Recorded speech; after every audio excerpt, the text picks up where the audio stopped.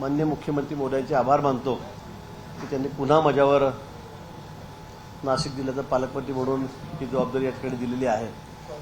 आज पहिल्याच दिवशी खरं म्हणजे तर काल डिक्लेरेशन झालं आणि त्यानंतर मी या ठिकाणी आलो। पक्षाची महत्त्वाची बैठक एसआरच्या बाबतीमध्ये या ठिकाणी होती आणि त्यानंतर मी तात्काळ जिल्हाधिकारी कार्यालयात आलो आणि परवा रविवारी सोमवारी त्र्यंबकेश्वरमध्ये ज्या पद्धतीने गर्दी झाली, खरं म्हणजे स्टॅम्पेड होताच राहिलं असं म्हणायला हरकत नाही। इतकी गर्दी त्या ठिकाणी मंदिराच्या दर्शनाच्या ठिकाणी झालेली होती आणि म्हणून येणाऱ्या सोमवारी पुन्हा रविवारी सोमवारी तशीच गर्दी किंवा त्यापेक्षा जास्त गर्दी त्या ठिकाणी राहील आणि मग तिचं नियोजन काय करावं लागेल, हे टाळता कसं येईल, VIP दर्शनाच्या बाबतीमध्ये सुद्धा काय निर्णय करायचा आणि म्हणून त्या संदर्भात तिथे बैठक बोलवली होती। त्र्यंबकेश्वरचे नगराध्यक्ष होते, तिथले CEO होते, पोलीस प्रशासन सगळं या ठिकाणी हजर होतं, सगळेच अधिकारी पदाधिकारी या ठिकाणी हजर होते आणि या संदर्भामध्ये VIP दर्शन आता आम्ही त्या ठिकाणी बंद केलेलं आहे। रविवारी सोमवारी गर्दीच्या वेळा अजिबात त्या ठिकाणी VIP दर्शन होणार नाही असा निर्णय या ठिकाणी घेण्यात आलेला आहे आणि गर्दीचं नियोजन, पार्किंगचं नियोजन हे सुद्धा या ठिकाणी करावं लागणार। अजून तर कुंभमेळ्याला 1 वर्ष वेळ अवधी आहे। यावेळेला जवळपास 2 लाखाच्या जवळपास भाविक बाहेरून त्या ठिकाणी आलेले होते बाहेरचे आणि म्हणून एवढी तारांबळ उडाली तर मग कुंभमेळ्यात तर कोटीमध्ये लोक येणार आहेत आणि म्हणून त्याचा अनुभव एक्सपिरियन्स आम्हाला आलेला आहे। काय करावं लागेल, काय करावं लागणार नाही, काय काळजी घ्यावी लागेल, तसं मागच्या कुंभचा अनुभव 12 वर्षापूर्वीचा आपल्याला आहेच। मीच त्यावेळेला कुंभमेळा मंत्री होतो, पण या संदर्भामध्ये काय काय नियोजन करावं लागेल या संदर्भामध्ये आम्ही सविस्तर चर्चा सगळ्या डिपार्टमेंटची, मग ST महामंडळाचे असतील, RTOचे असतील, पोलीस डिपार्टमेंट असेल, प्रशासन या ठिकाणी, नगरपालिका सगळ्यांचीच बैठक या ठिकाणी बोलवली होती आणि त्यात सगळ्यांच्या अडचणी, स्वच्छतागृह कसे पाहिजेत, पाण्याची व्यवस्था काय केली पाहिजे, सगळ्याच बाबतीमध्ये पार्किंगच्या ठिकाणी लाईटाची काय व्यवस्था करायची या संदर्भामध्ये सविस्तर चर्चा झालेली आहे आणि तशा सूचना सर्व अधिकाऱ्यांना आम्ही या ठिकाणी दिलेल्या आहेत। मला वाटतं पुढच्या वेळेला रविवारी सोमवारी अतिशय सुटसुटीतपणे सगळं दर्शन वगैरे सगळं त्या ठिकाणी होईल, पार्किंगची व्यवस्था होईल अशी व्यवस्था आम्ही या ठिकाणी केलेली।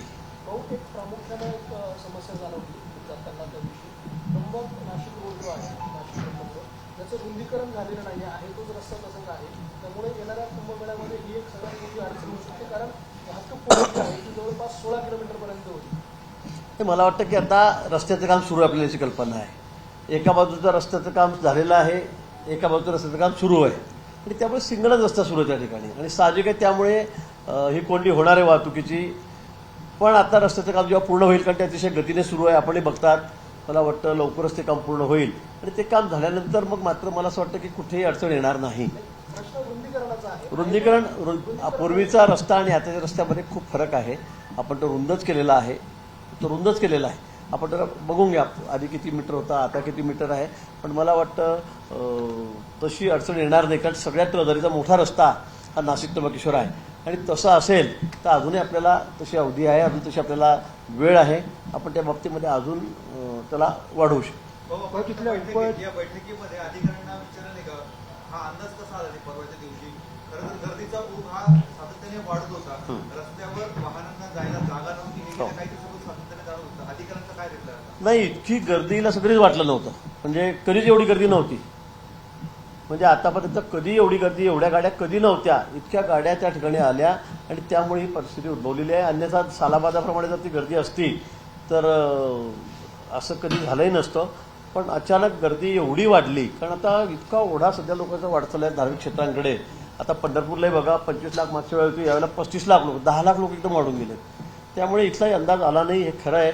पण या ठिकाणी VIP दर्शन हे जे आपण सिस्टीम सुरू केली आहे त्यामुळे तिथे गोंधळ झाला आणि या ठिकाणी आता कोणीही गेल्यावेळी ज्या पद्धतीने त्या ठिकाणी चुकीच्या मार्गाने दर्शन देण्याची व्यवस्था, पैसे घेऊन त्या ठिकाणी ट्रस्टीनीच घेत असा तो प्रकार केला, त्या संदर्भामध्ये हा प्रकार होऊ नये या संदर्भात मी कडक सूचना सर्वांना या ठिकाणी दिलेल्या आहेत।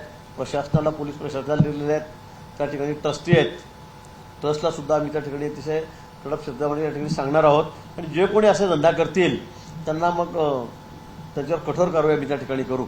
लांबून भाविक येतात 1000 घ्या, 2000 घ्या, 5000 रुपये घ्या, हे आता अजिबात चालणार नाही, अजिबात चालणार नाही आणि म्हणून त्या संदर्भामध्ये काळजी घेण्याच्या सूचना मी सर्व संबंधित अधिकाऱ्यांना दिलेलं आहे. भाऊ, तिथे ज्या दर्शनाच्या ज्या रांगा आहेत प्राधिकरणच्या अधिकाऱ्यांवर वारंवार नाराजी व्यक्त केली जाते. जे प्राधिकरणचे अध्यक्ष तुम्ही दिले त्यांच्यावर प्रचंड नाराजी आहे. सगळ्यात महत्त्वाचं म्हणजे कुंभमेळा प्राधिकरणचे कोण? शेखर सिंग अच्छा. यांच्याबद्दल प्रचंड तक्रारी आहेत. त्या साधू महंतांच्या आहे, तुमच्या नगराध्यक्षांच्या आहे आणि नागरिकांच्या पण आहे. याचं कारण आहे त्र्यंबकेश्वरमधलं जे रुग्णालय आहे, खरं तर एवढा मोठा कुंभमेळा होतोय, 35-40 कोटी रुपये कुंभमेळ्याला आले. तिथे एखादं मोठं हॉस्पिटल उभं राहणं अपेक्षित होतं. मात्र तिथं हॉस्पिटल तर सोडा, परंतु आहे ते हॉस्पिटल स्थलांतरित त्यांनी केलेलं आहे. इतका मोठा कुंभमेळा होत असताना हॉस्पिटल सारखं नियोजनाचा अभाव त्या ठिकाणी दिसतोय. हॉस्पिटलच्या बाबतीमध्ये खूप जास्त वेळ हॉस्पिटल चर्चा मी या ठिकाणी केलेली आहे. CS साहेब त्यांना सुद्धा मी सूचना केलेल्या आहेत. 2 ठिकाणी जागा आता आपण सध्याकडे बघितलेल्या आहेत, कारण जे आहे त्या एक्झिस्टिंग ते काढलेलं आहे. आणि त्यामुळे आता एक मोठं 100 बेडचं हॉस्पिटल जे 5 किलोमीटर थोडं बाहेर आहे कुंभमेळ्यासाठी, कारण आता लगेच काही बांधून होणार नाही 100 बेडचं हॉस्पिटल त्या ठिकाणी, पण त्या जागेच्या संदर्भामध्ये थोडंसं दुमत आहे. लांब पडेल, थोडा जे रिझर्वेशनचं आहे ते आउटस्कटला आहेत, पण त्या संदर्भामध्ये आता आम्ही एक 100 बेडचं रेडीमेड हॉस्पिटल त्या ठिकाणी आहे, ते आम्ही ताब्यामध्ये घेतलेलं आहे. त्या ठिकाणी मी व्यवस्था करतोय. त्याचप्रमाणे डॉक्टरांची कुठेही या ठिकाणी कमी पडणार नाही, मेडिसिनची कमी राहणार नाही. आणि 2 ठिकाणी आता आपण तात्पुरती व्यवस्था त्या ठिकाणी जी म्हणू, कारण ती कुंभमेळ्यापर्यंत राहीलच पुढे, ती व्यवस्था आपण त्या ठिकाणी केलेली आहे. पण लवकरच 100 बेडचं जे हॉस्पिटल आहे, जागेचा थोडा तिढा आहे, तो आपण सोडवू, त्या कामाला सुरुवात करू. पण कुंभमेळ्यापर्यंत हे हॉस्पिटल कामात येणार नाही. तोपर्यंत आपण 100 बेडचं हॉस्पिटल, मोठं हॉस्पिटल घेतलेलं आहे. गरज भासल्यास अतिरिक्त अजून आपण जागा त्या ठिकाणी घेऊ. जागा त्या ठिकाणी आहेत, रेडीमेड जागा त्या ठिकाणी घेऊन हॉस्पिटलची व्यवस्था इथे कुठेही त्याच्यामध्ये कमतरता भासणार नाही. भाऊ, तिथे सध्या तीनच डॉक्टर तिथे कार्यरत असताना, कुंभमेळ्यासारखं इतकं मोठं नियोजन करत असताना हॉस्पिटल सारखी सुविधा यांच्याकडनं राहिली कशी? बेसिक आहे, म्हणजे सामान्य माणसाला एक तो असं. आणि प्राधिकरण आपण तिथे जे अध्यक्ष आहेत त्यांच्याबद्दल आणि आयुक्तांबद्दल त्यांनी तिथे प्लॅन केले, नियोजन केलं, आणि जे जुनं हॉस्पिटल आहे ते त्या पथमध्ये येत आहे, ते काढायचं हे देखील त्यांचं नियोजित होतं. मग काढलेलं हॉस्पिटल तिथेच कुठे शिफ्ट करता, बाहेर करायचं? नाही, त्या ठिकाणी काढून परत केलं असतं तर त्या ठिकाणी पुन्हा गर्दीचा त्रास झाला असता. आणि म्हणून आपण ते, कारण तिथे मोकळा श्वास घेता आला पाहिजे. सगळ्यात जास्त प्रायोरिटी गर्दीला आहे, कारण गर्दी थांबवावी लागणार आहे आपल्याला. त्या ठिकाणी आता आपण जसं इथे नाशिकला सुद्धा आपण सगळं त्या ठिकाणी त्यांना कॉम्पन्सेशन दिलं लोकांना, त्याच्या जागा घेतल्या, त्या तोडल्यात, तसं हे हॉस्पिटलमध्ये मध्ये येत होतं. ही वस्तुस्थिती आहे. कारण ते जर काढलं नसतं तर पुन्हा त्या ठिकाणी मग गर्दीचा त्रास खूप झाला असता. आणि यावेळेला भाविक येणारे खूप जास्त संख्येमध्ये 4 पट 5 पट मागच्या वेळेपेक्षा आहेत. पण आपण 100 बेडचं अतिशय सुसज्ज हॉस्पिटल आपण त्या ठिकाणी घेतलेलं आहे. ते बांधलं असतं, थोडा उशीर झाला आहे खरं आहे. आता बांधायला सुरुवात करू. थोडीशी तांत्रिक अडचणी त्याच्यामध्ये आहेत अजूनही, पण मला वाटतं की आता आपण 100 बेडचं अतिशय सुसज्ज हॉस्पिटल घेतलेलं आहे. त्यामुळे कुंभमेळ्यामध्ये कुठलाही त्रास होणार नाही. अतिरिक्त व्यवस्था करायची असेल तर ती सुद्धा आपण करू, अजून आपण त्या ठिकाणी करू. पण आता तात्पुरत्या स्वरूपामध्ये आपण 2 जागा घेतलेल्या आहेत, त्या ठिकाणी हॉस्पिटल सुरू आहे. भाऊ, डॉक्टरांची संख्या तिथे कमी आहे.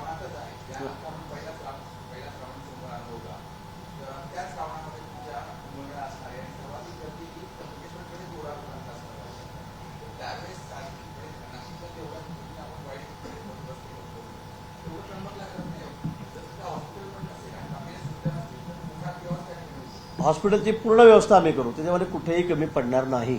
मी सांगितलं की 100 बेडचं आपण एकदम रेडीमेड नवीन बिल्डिंगच आपण त्या ठिकाणी घेऊन टाकलेली भाड्याने. आपलं हॉस्पिटल होती तोपर्यंत ती बिल्डिंग आपल्याकडेच राहील. त्यामुळे तिथे कुठे हॉस्पिटलची कमी राहणार नाही. गरज पडल्या अजून तात्पुरत्या काय जागा असतील, अजून आपल्या कुंभमेळ्याला अजून 9-10 महिने वेळ आहे. अजून आपण जागा उपलब्ध करून घेऊ. जागा त्या ठिकाणी आहेत, इमारती आहेत, तिथे आपण काहीतरी आपण तिथे हॉस्पिटल सुरू करू. तिथे सगळ्या व्यवस्था त्या ठिकाणी करू. सगळ्या मशिनरी ज्या असतील अत्यावश्यक प्रायमरी जे लागत आहेत त्यासुद्धा आपण त्या ठिकाणी आणू. तिथे कुठेही आरोग्याच्या बाबतीमध्ये कमी पडणार नाही, हे पुन्हा आपल्याला मी सांगतो. पण परमनंट हॉस्पिटल जे आपल्याला करायचं आहे त्याला अजून 2 वर्ष तरी होता लागतील, कारण ते मोठं हॉस्पिटल आहे. मला वाटतं ते होईल तेव्हा होईल. पण आता आपण त्याला अनुसरून सगळ्या ज्या पर्यायी व्यवस्था आहेत त्या केलेल्या आहेत. ते 5 किलोमीटर लांब आहे साधारणतः ते. पण जे अमरनाथ होणार आहे, जे कुशावर्तन होणार आहे, मंदिरात दर्शनासाठी भाविक येतील, जर त्या ठिकाणी जर काही घटना घडली तर तुम्हाला ॲम्ब्युलन्स मग गावामध्ये आहे ना 2 ठिकाणी आपण पर्यायी व्यवस्था गावामधले केलेलं आहे. पण मोठं हॉस्पिटल जे पाहिजे 100 बेडचं, कारण सगळ्या गावात 100 बेडचं हॉस्पिटल होऊ शकत नाही टेम्पररी. पण एवढ्या बिल्डिंग तिथे मोठ्या नाहीत की तसं व्यवस्था नाही आहे. पण इमर्जन्सीसाठी 2 ठिकाणी अजून एका दुसरी जागा आपण घेऊ. त्यात पण मेडिकलच्या बाबतीमध्ये आम्ही आरोग्य सेवेच्या बाबतीत कुठेही कमी पडणार नाही. आम्ही डॉक्टरांच्या टीम त्या ठिकाणी तयार करणार आहोत, सगळ्या ॲम्ब्युलन्स त्या ठिकाणी ठेवणार आहोत. सगळ्या ज्या ज्या व्यवस्था आहेत, आपण एअर ॲम्ब्युलन्सची सुद्धा व्यवस्था आपण त्या ठिकाणी केलेली आहे. आवश्यकता वाचल्यास हेलिकॉप्टर ठेवलेलं आहे तेवढ्यासाठी. पण या संदर्भामध्ये मी पुन्हा सांगेन की या बाबतीमध्ये आम्ही कुठेही कमी राहून देणार नाही.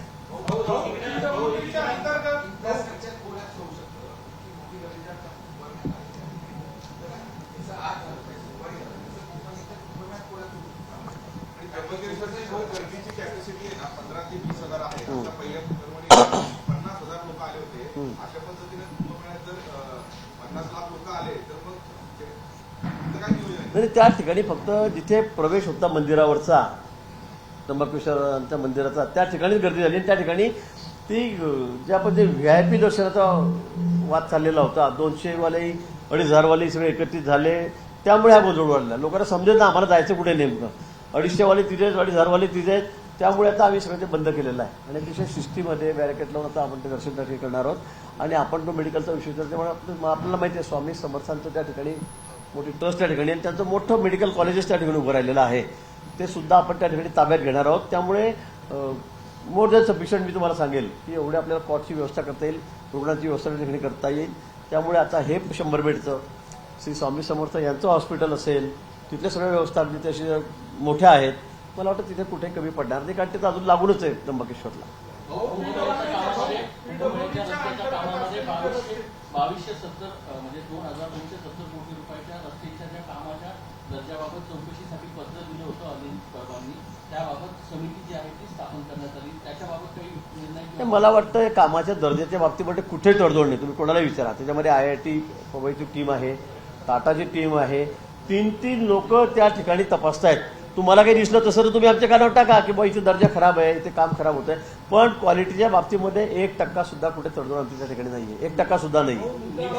थर्ड पार्टी इन्स्पेक्शन करून त्या ठिकाणी काम चाललेलं आहे. तुम्ही दर्जाच्या बाबतीमध्ये तुम्हाला जरी वाटलं स्वतः तरी तुम्ही आम्हाला सांगा की असं दिसतं. शासनाचे कक्ष अधिकारी आहेत, त्यांनी पत्र काढलेलं आहे, गोपनीयते पत्र आहे. त्यामध्ये त्यांनी असं म्हटलेलं आहे की नागपूरच्या अधिकाऱ्यांच्या अध्यक्षतेखाली समिती नेमली 4 चांगलं, मग काय वाईट आहे. आमचे अतिशय या बाबतीमध्ये आमची पारदर्शकता आहे, ट्रान्सपरन्सी आहे. कोणी लोकप्रतिनिधी तक्रार केली असेल तर आम्ही चौकशी लावली. तुम्ही सांगा याच्यामध्ये काय कमी जास्त आहे म्हणून. तुम्ही सुद्धा सांगा. मी म्हणतो कोणाची गरज नाही. तुम्ही सुद्धा आता पत्रकार आहात, तुम्ही तेवढे जबाबदार सगळे नागरिक आहात इथले, त्यामुळे तुम्ही सुद्धा आम्हाला दाखवा की ते काम खराब होतंय म्हणून. तुम्ही आम्हाला सांगा कुठे काम खराब होत असेल तर आम्ही त्याची तात्काळ दखल घेऊ. पण मला वाटतं क्वालिटीच्या बाबतीमध्ये कुठेही तडजोड या ठिकाणी होणार नाही.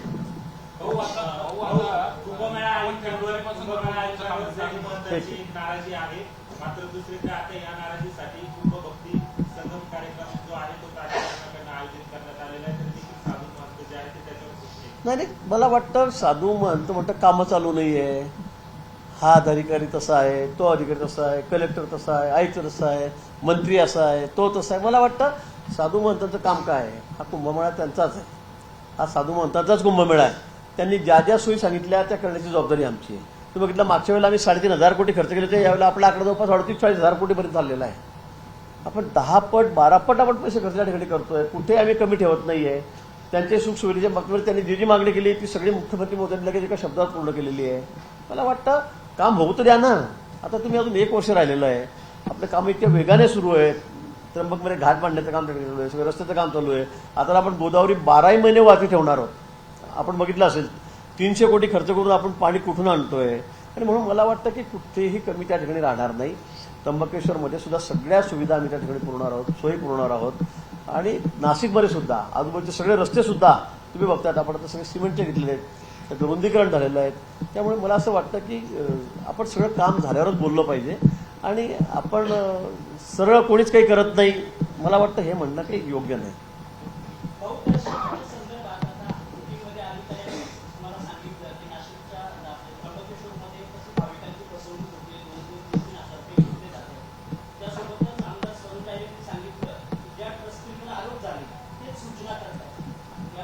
नाही, बरोबर आहे. मी त्या बाबतीमध्ये जिल्हाधिकाऱ्यांनी सुद्धा केलेल्या आहेत. उद्या जाऊन त्या ठिकाणी बघा कोण अशा पद्धतीने आहे आणि त्यांच्यावर आरोप झाले तर त्यांनी तर काही सूचना तरी बोलायलाच नको. खरं म्हणजे आम्ही त्या संदर्भामध्ये त्यांचे जे अध्यक्ष आहेत ते स्वतः जज आहेत, त्यामुळे त्यांच्याशी जिल्हाधिकारी बोलतील. आणि या बाबतीमध्ये खरंच हा विषय अतिशय गंभीर आहे. ज्या पद्धतीने मागच्या दाराने आणून लोकांना दर्शन दिलं जातं, त्याच्याकडून पैसे उकळले जातात, ही बाब कुठेही माफ केली जाणार नाही. ही अतिशय गंभीर बाब आहे, त्याला माफीच नाही आहे. आणि म्हणून मी अतिशय बारकाईने पोलिसांनाही सांगितलेलं आहे की असं जर आपलं निरीक्षण आलं प्लेन क्लोथमधले माणसं ठेवा, असं जर कोणी निरीक्षण आलं तर त्यांना लगेच ताब्यात घ्या, असं अजिबात चालणार नाही. पैसे घ्यायचे, पैसे हजारो लाखो रुपये उपरायचे लोकांजवळून आणि त्यांना दर्शन द्यायचं. मला वाटतं अशा त्र्यंबकेश्वर सारख्या किंवा कुठेही अशा धार्मिक स्थळी हे अपेक्षित नाही आणि त्यामुळे याच्यामध्ये कोणाची हायगाई केली जाणार नाही. पालकमंत्री झाल्यानंतर आता डीपीडीसीची बैठक घेत आहे, थोडा मोठा बॅकलॉग होता. तर डीपीटीसीची बैठक म्हणजे ती काय फार रेग्युलर बैठक नाही आहे, पण मला वाटतं काही गोष्टी प्रलंबित आहेत, त्या बाबतीमध्ये आम्ही आता चर्चा करणार आहोत. लवकरच एक बैठक लावून, कारण त्या संदर्भामध्ये सगळ्या आमदारांना खासदारांना मंत्र्यांना बोलावं लागतं. पण आता त्यावेळेला एक लवकरच पण आपण ती बैठक घेऊ. मात्र चर्चा फक्त त्या ठिकाणी आहे. मागच्या वेळेस कुंभमेळा मंत्रीबरोबर पालकमंत्रीपद आपल्याकडे होतं, त्यानंतर 2-3 वेगवेगळे पालकमंत्री आले. त्यावेळेसची कुठली राहिलेली कामं होती ती आता तुम्हाला संधी मिळालेली आहे ती तुम्ही प्राधान्यक्रमाने पूर्ण करता? नाही, कोणती कामं राहिली नाही, आम्ही सगळीच कामं घेतलेली आहेत. आता तर नाशिकमधले अंतर्गत रस्ते होते 1000-1200 कोटी त्याला लागत आहेत.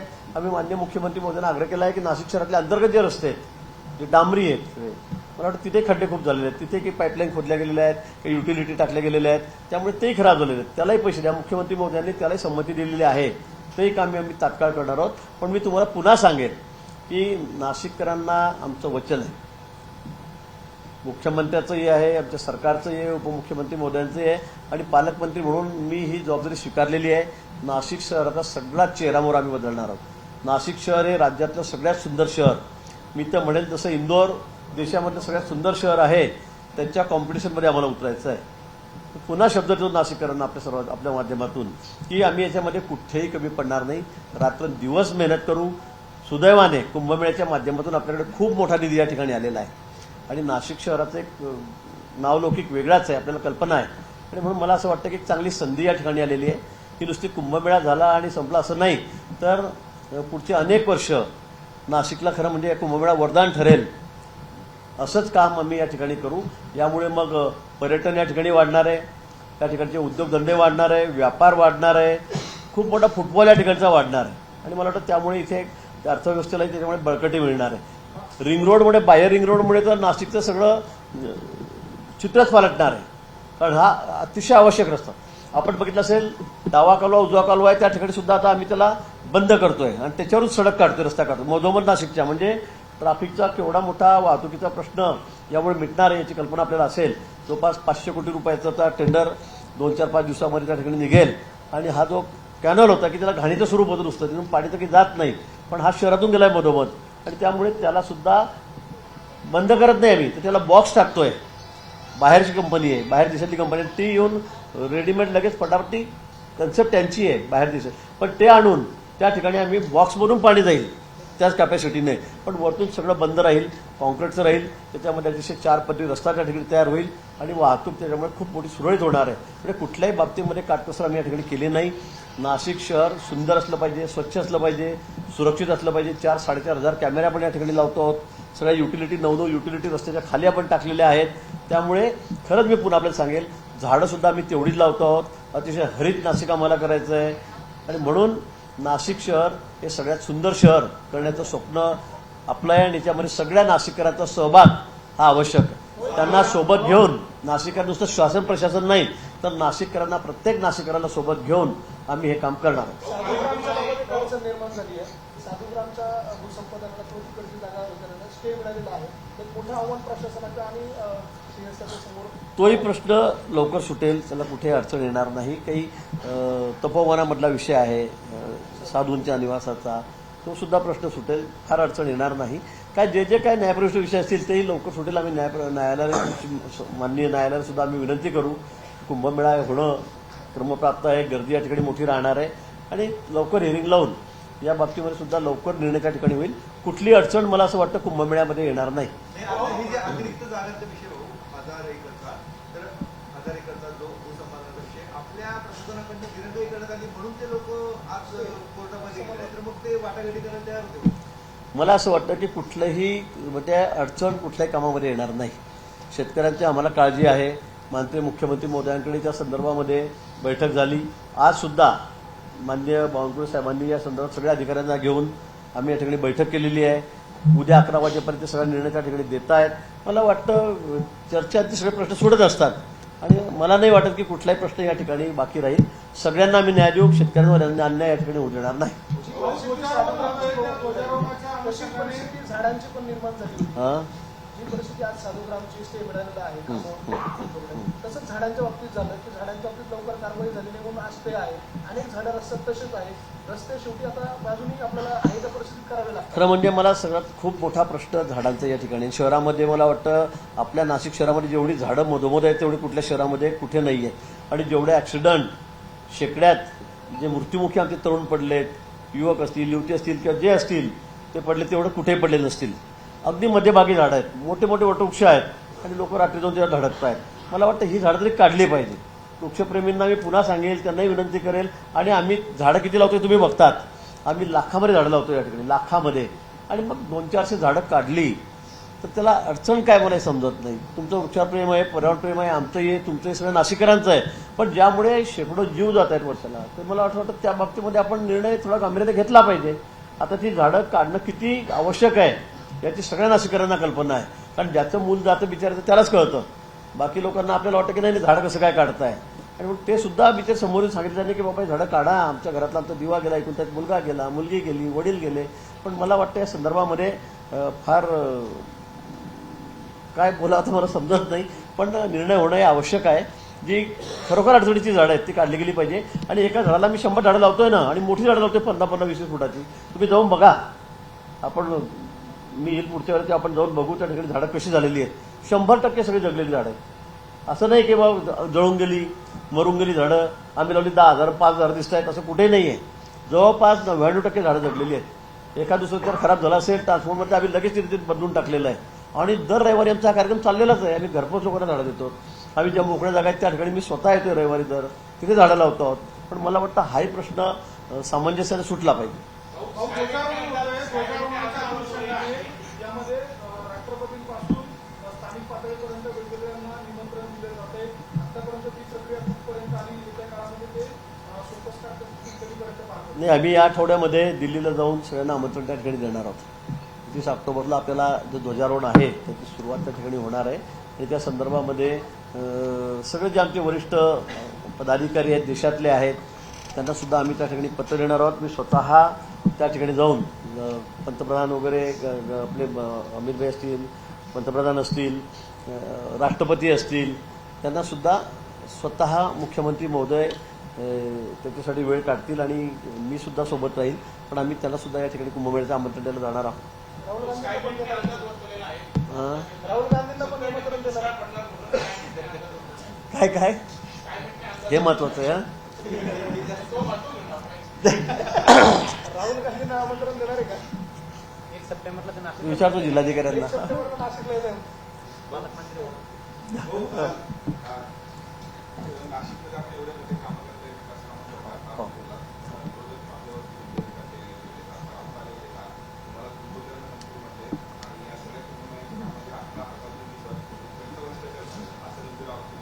मला वाटतं की सगळे कामं आपण तुम्ही तपासून बघा. जे टेंडर आहे अतिशय पारदर्शक आहे. कुठेही याच्यामध्ये कुठेही लपवाछपी नाही, गडबड नाही. मी तुम्हाला सांगेल, महापालिकेच्या तुम्हाला लिस्ट देतो मी. त्यांनी आधी सांगितलं की सगळ्या गुजरातच्या लोकांना टेंडर दिलेलं आहे. माझं चॅलेंज आहे, तुम्ही सुद्धा तपासा. म्हणजे त्या 43 जे कामं दिलेले आहेत कामं सुरू आहेत मोठी सगळी. 500 कोटी, 1000 कोटी, 1,500 कोटी, 2,000 कोटी, 2,500 STPचा प्लॅन चाललेला आहे. याच्यामध्ये एकच कोटी बरोबरचा भरोसा पडला. त्याची छोट्या रकमेचा आहे तो, पण की असं मोठी काही हजारात रक्कम नाही त्याची कुठल्या कोटीमध्ये. अतिशय छोट्या रकमेचं काम त्याच्याकडे, मला रक्कमही माहीत नाही. पण बडोद्याचा कुठे कॉन्ट्रॅक्टर आहे, त्याने ते काम घेतलेलं आहे. आणि याच्यामध्ये पूर्ण ट्रान्सपरन्सी आहे. ह्याच्यामध्ये कोणत्या धर्माच्या माणसाला द्यायचं, कोणत्या राज्यातल्या माणसाला द्यायचं, कोणत्या पक्षाच्या माणसाला द्यायचं, असं करता येणार आहे का? जो कॉन्ट्रॅक्टर आहे ज्याची 1000 कोटीची 500 कोटी रुपयाची त्याची तो लायबल आहे त्याच्यासाठी, तो टेंडर टाकतोय. आणि देशभरातील लोक टेंडर टाकू शकतात त्याच्यामध्ये. त्याला कसं गुजरातने टाकायचं नाही, आंध्रने टाकायचं नाही, कर्नाटकने टाकायचं नाही, गोव्याने टाकायचं असं कुठंच नाही ना. त्यामुळे मला असं वाटतं की या ठिकाणी पूर्ण ट्रान्सपरन्सी आहे. महापालिकेमध्ये तर सगळे कामं 20% खाली बिलो गेलेले आहेत, 20% खाली बिलोले गेले आहेत. मात्र कसं काय तुम्ही म्हणत किंवा मॅनेज केलं कोणाला दिले म्हणून. फायबर केबलचे याचे युटिलिटीचे कामं 42% बिलोने गेलेत. 112 कोटीचं काम 70 कोटीला गेलं. आता याच्यामध्ये काय ऍडजस्टमेंट मला समजत नाही, काय ट्रान्सपरन्सी नाही याच्यामध्ये. पण मला असं वाटतं की जाणीवपूर्वक आता त्यांना काही काम नाही. त्यांना दिसतंय की आता सगळं हे बदलतं चित्र इथलं. आता राज साहेब म्हणले आमच्या काळामध्ये आम्ही कसं करून दाखवलं होतं नाशिक. आता मी त्यांना म्हटलं मग तुम्ही जर इतकं चांगलं काम 5 वर्ष केलं तर एखाद दुसऱ्या 2-3 नगरसेवक यायला पाहिजे की नाही आपले 122 पैकी. पण ते कुठे आले? शिवसेनेतही काय आहे त्याच्यासाठी? सगळं बँड वाजलेलं आहे. फक्त येऊन आपलं बोलायचं, काहीतरी घोषणा करायच्या, काहीतरी आरोप बेछूट करायचे. मला कळत नाही तुम्ही पुराव्याशिवाय का बोलतात. जर तुम्हाला इथे एकही गुजराती माणसाला मी काम दिलं नाही तर तुम्हाला गुजरातच का आठवतं? त्यांना उठता बसता स्वप्नात जागता फक्त गुजरातच दिसतं. मला वाटतं असं करू नका. पूर्ण माहिती घ्या. आमच्याकडून सगळी टेंडरची यादी घ्या अधिकाऱ्यांकडून आमच्या की किती टेंडर काढले, किती रुपयाचे काढले, बिलो किती गेले, अबाव किती गेले, ॲटपार किती गेले, तुम्ही माहिती घ्या ना आणि मग बोला. पण सगळे टेंडर गुजरातवाला दिले आणि गुजरातला कोणालाच टेंडर दिलं गेलं नाही. मग आता काय बोलावं या गोष्टीला? म्हणून मला असं वाटतं बेछूट आरोप त्यांनी करू नये. कुंभमेळा हा अतिशय आमचा आस्थेचा विषय आहे. हा अतिशय सुंदर करायचा आहे. देशभरामध्ये त्याचं नावलौकिक होईल, जगभरात नावलौकिक होईल असा कुंभमेळा ठिकाणी करायचा आहे. आणि नुसतं कुंभपुरतंच नाही तर कुंभमुळे यातून आलेला हा जो निधी आहे, फंड आहे, त्यामुळे नाशिक शहरामध्ये सगळ्या पायाभूत सुविधा या आम्ही या ठिकाणी करून घेणार आहोत की जेणेकरून पुढचे 30, 40, 50 वर्ष सगळे लोक नाशिककडे म्हणजे बघायला येतील या ठिकाणी असं शहर आम्हाला बनवायचं आहे.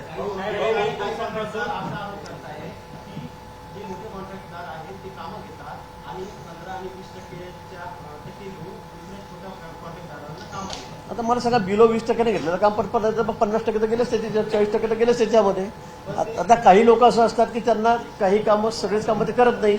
मोठा रस्ता आहे त्यात एखादी मोरी करायची आहे तर ते छोट्या कॉन्ट्रॅक्टरला किंवा एखाद्या मिस्त्रीला देतात पण ते काम. मला वाटतं याच्यामध्ये सगळ्यात महत्त्वाचं की क्वालिटीच्या बाबतीमध्ये कुठेही तडजोड नाही. आता आम्ही प्रत्येक माणसाला की तूच कर, दाखवा तुझ्याकडचा माणूस आहे की नाही, तुझा मिस्त्री करतोय की नाही, असं करता येत नाही. त्यामुळे मला असं वाटतं की या ठिकाणी क्वालिटी हे महत्वाचं आहे, दर्जा कामाचा महत्वाचा आहे. त्या बाबतीमध्ये आम्ही कुठेही तडजोड करत नाही. द्वारका चौकातलं काम सुरू आहे, मात्र त्याच्यामुळं प्रचंड वाहतूक कोंडी जी आहे ती होते आणि जी वाहतूक आहे ती आजच्या मार्गाने वळवलेली आहे. त्याच्यामुळे कुठले रस्ते किती खराब झालेले आहेत त्याच्या संदर्भात आपण आढावा घेतला. आतले रस्ते खराब झालेले आहेत, हे खरं आहे. आम्ही ते दुरुस्त करा. आता मला सांगा किती वेगात काम सुरू आहे द्वारकाचं, किती स्पीडने काम सुरू आहे, यापेक्षा स्पीडने काम होऊ शकेल का? आपण हे तर समजून घ्या ना. आता तुम्हाला 1-2-3 महिने अजून 4 महिने त्रास होईल, पण कायमस्वरूपी जो द्वारकेवर एवढा का मोठा वाहतुकीचा यक्ष प्रश्न होता तो सुटणार आहे की नाही? तर मग मला वाटतं आपण हे थोडं पॉझिटिव्ह बघा. मी आधीच नाशिककरांची दिलगिरी व्यक्त केलेली आहे, माफीच मागितलेली होती की बाबा थोडा तुम्हाला 6 महिने 8 महिने त्रास होईल.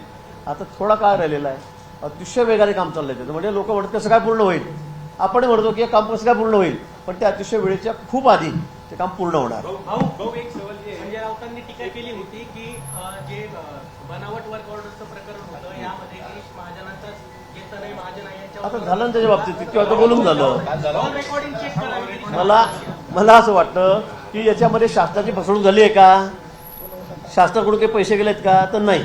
आता मला सांगा, मी तुम्हाला म्हटलं किंवा तुम्ही यांना म्हटलं की हे घे 100 कोटीची वर्क ऑर्डर, तर काय त्याला काय आधार आहे? अशी वर्क ऑर्डर कुठे टेंडर भरल्याशिवाय मिळते का, EMD असल्याशिवाय मिळते का? तुम्ही एकही कागद देत नाही एकमेकाला आणि हे की 100 कोटीची ऑर्डर. आता ती जी मंडळी आहे त्याच्यामध्ये आमचे 5 मुस्लिम लोक त्या ठिकाणचे आहेत, 2 जण अजून आपले आहेत. आमचे म्हणजे माझा खूप दूरचा नातेवाईक आहे आणि तो सगळ्या गावाला वळवून टाकलेला आहे. अतिशय बेवडा आहे, गॉन आहे, हे सगळ्या गावाला माहिती आहे. आता त्याने जर कोणाला तरी सांगितलं की औरंगाबाद संभाजीनगरवाल्याला हे घे वर्क ऑर्डर 200 कोटीची, आता समोरच्या माणसाला समजलं पाहिजे ना की आपण कसे काय पैसे द्यायचे म्हणून. टेंडर नाही, काही नाही, घे वर्क ऑर्डर. तर मला असं वाटतं की फसवणूक आहे, ही सगळी फसवणूक आहे, ही चुकीचं आहे. आणि हे जेव्हा मला कळालं, संभाजीनगरवाल्या आमच्या एका मित्राने मला सांगितलं, मी त्या लोकांना बोलवून घेतलं माझ्याकडे, ते कंप्लेंट द्यायला नाही म्हणत होते. मी CPना सांगितलं की या लोकांना उचला, हे कंप्लेंट कशी देत नाही, या लोकांना उचला. आणि मग त्यांना उचलून आणल्यावर त्यांनी कंप्लेंट दिली, कंप्लेंट देत नव्हते ते. मग माझा एक तर जवळचा किंवा माझा हात असतो त्याच्यामध्ये, तर मग मी कशाला उद्योग करत बसलो असतो. मीच प्रेस घेतली आधी. मध्ये राहुल गांधींचा कार्यक्रम होतोय जागृती घेऊन, या कार्यक्रमासाठी निर्णय परवानगी असणार आहे आणि त्या ठिकाणी या कार्यक्रमासाठी जम्मूमध्ये असणार. आता त्यांच्या कार्यक्रमाच्या बाबतीमध्ये मला काही माहिती नाही, काय त्यांचं नियोजन आहे, काय काही मी काय ते सांगू शकणार त्या बाबतीत. आमदार सुनावणी सुरू आहे त्यामध्ये सिब्बलांनी महत्वाचं त्या ठिकाणी केलेलं आहे की दृश्यवानचे चिन्ह आहे ते ठोकवावा असं. आता मग ते काय म्हणतील, मग जेव्हा म्हणतील ते, कारण ते तिकडची बाजू वाटतात, खूप पैसे घेतात, फी घेतात ते चांगली कोटीमध्ये. त्यामुळे ते तेच म्हणतील. पण शेवटी निर्णय न्यायाधीशांचा आहे. ते या संदर्भामध्ये योग्य निर्णय देतील आणि आम्हाला खात्री आहे तो निर्णय शिंदे साहेबांच्या बाजूनेच लागेल. भाऊ रिंग रोडच्या संदर्भात आता ते त्यांची मागणी असेलच ना. आता इकडे शरद पवार साहेब उद्या जातील. ताईंनी म्हटलंच आहे आमच्या की ते आम्हाला द्यावं म्हणून आमचं घड्याळ. ते चालू राहणार. या सगळ्या कायदेशीर बाबी आहेत, न्यायप्रविष्ट बाबी आहेत, ते होत राहील. भाऊ रिंग रोडच्या प्रश्नासंदर्भात वंदे मातरम को लेकर जो है कांग्रेस नेता बांसल सूरत ने कहा है कि सीने पे हमने गोलियां खाई है, हो, तो इसको लेकर क्या कहेंगे? सीने पे बाळासाहेब ने गोलियां खाई है. ऐसे उन्होंने कहा है स्टेटमेंट दिया, उसको लेकर आप उस वक्त भाजप नहीं था नहीं तो हम भाऊ भी खाते रिंग रोडच्या थे. इसमें क्या? संदर्भात रिंग रोडच्या संदर्भात काही काय बोलताय. आम्ही गोळ्या खाल्ल्यानं आम्ही वंदे मातरम म्हणणार नाही, आम्ही हे म्हणणार नाही. मला वाटतं यापेक्षा हा राष्ट्रद्रोह आहे. सोनिया जी हो, राहुल गांधी हो, उस दिन वंदे मातरम गाते समय स्वतंत्र दिवस अपना था उस दिन, तो उस दिन उन्होंने जो हरकत की उसको माफी नहीं है. मैं तो बोलता हूँ राष्ट्रद्रोह है कि वंदे मातरम जो राष्ट्रगान हमारा है उस वक्त सोनिया जी जिस तरह से सब उनकी एक्टिविटी चल रही थी, कैसे क्या चल रहा है, रोक दो इतना कैसे क्या होगा. मला वाटतं, मुझे लगता है ये राष्ट्र का अपमान है, राष्ट्र का अपमान है. कांग्रेस दूसरी तरफ कह रही कि हमने सीने पे गोलियां खाई है, वंदे मातरम से हमने अरे भाई उस वक्त बीजेपी नहीं थी ना. 1947 में कहा बीजेपी थी, नहीं थी. रहती तो हम भी खाते थे, हम कहाँ बिहार देते थे. हाँ? तो तुमने इतनी गोलियां खाई तो फल भी तो आप ही खा रहे हो ना, गांधी परिवार पूरा. हाँ, 60-70 साल आप क्या कर रहे हो? तो आप ही तो बैठे हैं कुर्सी संभाल के वहां पे. क्या किया अपने देश में? अब 12 साल में मोदी जी ने जो काम किया है वो पहले करते थे तो आज देश कहाँ के कहाँ रहता था. अब 11वें नंबर पे से हमारी इकोनॉमी हम लोग 3-4 नंबर पे आए. आपने क्या किया? गोली खाई, इसका मतलब क्या देश को भेज दोगे? हाँ? ऐसे थोड़ी होता है. भाऊ रिंग रोडची बैठक झाली आज. रिंग रोडच्या संदर्भामध्ये एक महत्वपूर्ण बैठक झाली बावनकुळेसाठी. हाँ? काय निर्णय होत आला त्याच्यामध्ये रिंग रोडच्या संदर्भात? नाही, त्या संदर्भामध्ये त्यांनी सगळ्या गोष्टी ऐकून घेतलेल्या आहेत. शेतकऱ्यांना ॲक्विजिशनच्या बाबतीमध्ये, भाव रेटच्या बाबतीमध्ये सगळं आम्ही त्यांना सांगितलेलं आहे. आणि त्या संदर्भामध्ये त्यांचे सगळे अधिकारी सोबत बसलेले होते, उच्च पदस्थ अधिकारी होते, सेक्रेटरी होते. आणि ते उद्यापर्यंत आम्हाला या संदर्भामध्ये 12 वाजेपर्यंत 11 वाजेपर्यंत निर्णय देणार.